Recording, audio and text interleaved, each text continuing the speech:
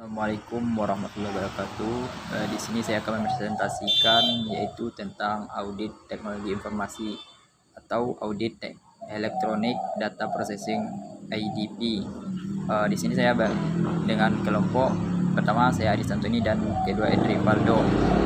Yang pertama, pengertian audit adalah proses yang dilakukan oleh seorang auditor di mana untuk mendapatkan bukti yang akurat mengenai aktivitas ekonomi suatu entitas.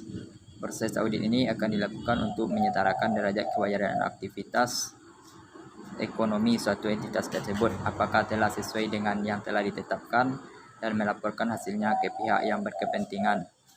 Yang kedua yaitu jenis audit berdasarkan tujuan pelaksanaan audit.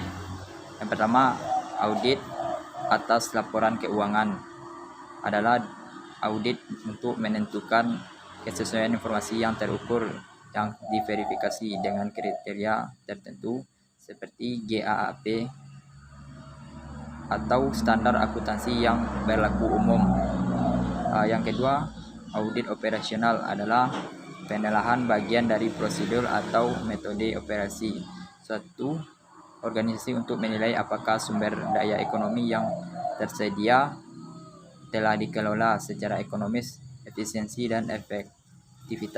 Yang kedua, audit ketaatan adalah audit atas kegiatan yang terhadap prosedur atau aturan tertentu untuk memberikan informasi kepada pihak yang berkepentingan tentang kesesuaian antara kondisi pelaksanaan kegiatan dengan peraturan undang-undangan yang berlaku yang telah ditetapkan, baik aturan yang ditetapkan perusahaan maupun pemerintah.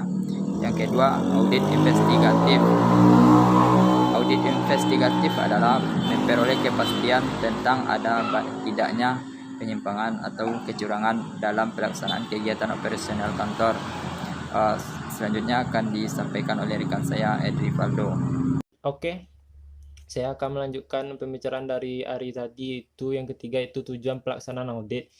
Itu jenis auditnya. Yang pertama, audit atas laporan keuangan atau financial audit.